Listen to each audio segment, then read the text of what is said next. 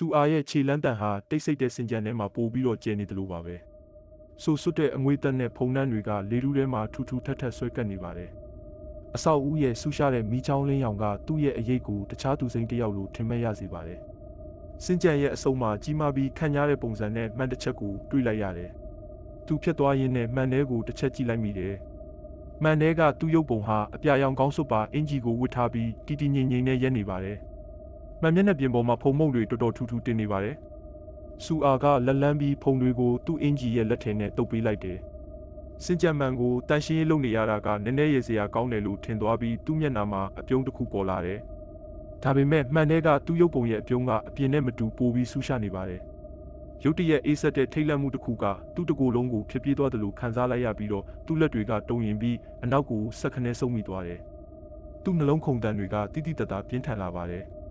ဒါဟာမီးချောင်းရဲ့အလင်းရောင်ကြောင့်ထင်ရောင်ထင်မှာဖြစ်တာပဲဖြစ်ရမယ်။သူ့မျက်လုံးတွေကပင်ပန်းနေတာမို့မှားမြင်တာဖြစ်မယ်လို့သူ့ကိုယ်သူနှစ်သိမ့်လိုက်တယ်။ဖုန်းကိုလှမ်းယူပြီးမှန်ရှိမှဓာတ်ပုံရိုက်လိုက်တော့ဖုန်းမျက်နှာပြင်ပေါ်မှာသူ့ရုပ်ပုံကဖြူဖြောနေတယ်။ပြီးတော့ဓာတ်ပုံထဲမှာသူ့နောက်မှာရှိနေတဲ့ဝါတာတာအရေးတစ်ခုကိုတွေ့လိုက်ရတယ်။တကယ်လက်တွေ့မှာတော့အဲ့ဒီမှာနယံပလတစ်ခုပဲရှိနေတာပါ။သူအခန်းတကားဖွင့်နေတော့တစ်ဖက်အခန်းကလူတစ်ယောက်ထွက်လာတယ်။အသက်40အရွယ်လောက်ရှိပြီးဒီအဆောက်အဦရဲ့အရာအလုံးကိုမျက်မြင်သိရှိပြီးသားလို့အရန်ပင်ပန်းနွမ်းနေနေတဲ့မျက်လုံးတွေနဲ့ပါ။ဒီမှာအစ်စ်ပြောင်းလာတာလား။သူကအကွဲတဲ့အတန်နဲ့မေးတယ်။စူအားကခေါင်းညှိပြလိုက်တယ်။သူကမှန်ကိုတစ်ချက်ကြည့်ပြီးပြန်လှည့်လာတယ်။အကြံပေးမယ်။ဒီမှာရှိတဲ့မှန်တွေကိုအကြာကြီးမစိုက်ကြည့်နဲ့။အဲ့ဓာတွေကတစ်ခုခုကိုပြတတ်တယ်။စူအားတယောက်စူးစမ်းပြီးအိပ်ပေမဲ့အိပ်လို့မပြောဘူး။အိမ်ကြီးချင်းရဲ့တတိပေးစကားကိုသူ့ကောင်းထဲမှာပြန်ကြားနေမိတယ်။ဖုံးပေါ်ကနာယီကတကောင်ကျော်သွားပြီ။တနာယီဝင်းကျင်ဖြစ်နေပါပြီ။ရုတ်တရက်ဖန်သားပေါ်မှာဆိုဆွတ်တဲ့အဝတ်တစ်ခုနဲ့ရိုက်တယ်လို့အတန်တစ်ခုကြားလိုက်ရတယ်။သူအိပ်ရာကတာပြီးစင်ကြံထဲကိုလှမ်းကြည့်လိုက်တဲ့အခါမှန်ပေါ်မှာဖြူဖြောတဲ့လက်ရာတစ်ခုကိုတွေ့လိုက်ရတယ်။အဲ့ဒါကရေစက်တွေတစတစချင်းစီးကျနေပြီးဒါဖြစ်သွားတာတိတ်မကြသေးဘူးဆိုတာကိုဖော်ပြနေတယ်။မနေ့ရောက်တော့သူ့တကားရှိမှာဘသူပို့ထားမှန်းမသိတဲ့ကတ်ထူပုံတေးသေးလေးတစ်လုံးရှိနေတယ်။ပြန်ပို့ရမယ့်လိပ်စာမှာအခန်း302လို့ပဲရေးထားတယ်။သူ့အထဲကိုယူလာပြီးဖွင့်ကြည့်လိုက်တယ်။အောက်ထပ်မှာဘသူမှမနေဘူးလေ။ပုံထဲမှာတချို့စက်ကူတွေထုတ်ထားတဲ့ရောင်စုံတပ်ပုံတစ်ပုံပါတယ်။သူရုတ်တရက်အသက်ရှူရက်သွားတယ်လို့ခံစားလိုက်ရတယ်။ဓာတ်ပုံထဲမှာသူအပြာရောင်ကောင်းစိုးအင်ဂျီကိုဝတ်ထားပြီးစင်ကြံထဲကမှန်ပေးမှရက်နေတယ်။ဓာတ်ပုံအောက်ခြေမှာရက်ဆွဲတစ်ခုပါတယ်။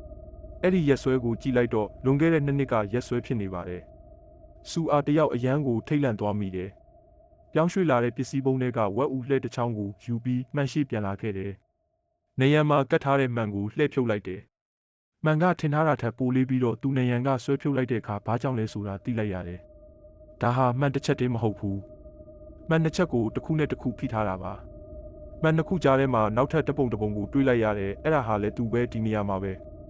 ဒါပေမဲ့ဒီတစ်ခါတော့သူ့မျက်လုံးတွေမှိတ်ထားတယ်။သူသိကျင်စိတ်ကိုမထိန်နိုင်တော့ဘူး။လေကားကနေတတိယထပ်ကိုဆင်းသွားပြီးအခန်း302ကိုရှာတွေ့ခဲ့တယ်တကားကတော့မခတ်ထားဘူး။အထဲမှာလေတူးဟာမွန်းကျက်ပြီးဖုံမုတ်တွေနဲ့ဖုံးအုပ်ထားတယ်။သူ့အခန်းရဲ့ပုံစံနဲ့အတိအကျတူတဲ့အခန်းတစ်ခုပဲ။ဒါပေမဲ့ဘာမှမရှိဘူးမှန်တစ်ချက်ကလွဲလို့ပေါ့။အခန်းရဲ့အစုံနေရံမှာအပေါ်ထက်ကမှန်နဲ့အတိအကျတူတဲ့မှန်တစ်ချက်ရှိတယ်။အဲ့ဒီမှန်ထဲမှာသူ့ကိုစူးစိုက်ကြည့်နေတဲ့အမျိုးသမီးတစ်ယောက်ကိုတွေ့ရတယ်။သူနဲ့အတိအကျတူတဲ့အမျိုးသမီးတစ်ယောက်မှန်ထဲကရုပ်ပုံကသူ့ကိုစကားလှမ်းပြောနေတယ်လို့ထင်လိုက်မိတယ်။မင်းငါကိုနောက်ဆုံးတော့ရှာတွေ့ပြီပဲ။စူအားမင်းသက်သွားပြီးအခန်း302ထဲကမှန်စီကိုတရွေ့ရွေ့လျှောက်သွားတယ်။မှန်ထဲကသူ့ရုပ်ပုံကလည်းအတူတူလှုပ်ရှားလာတယ်။ဘသူမှမတိုက်တွန်းပေမဲ့သူတို့2ယောက်လုံးလက်တစ်ဖက်စီကိုမြှောက်ပြီးအေးဆက်တဲ့မှန်မျက်နှာပြင်ပေါ်မှာလက်ဖွားချလိုက်တယ်။သူတို့ရဲ့လက်ချောင်းတွေထပ်သွားတဲ့အချိန်မှာရုတ်တရက်ပောက်ကွဲတန်တစ်ခုကအဆောက်အဦတစ်ခုလုံးကိုထိတ်လန့်စေခဲ့တယ်။မှန်ကကွဲမသွားဘဲနဲ့ဓားသွားတွေလိုပြက်ရှတဲ့အစိပ်ပိုင်းတွေအဖြစ်ပောက်ကွဲထွက်သွားတယ်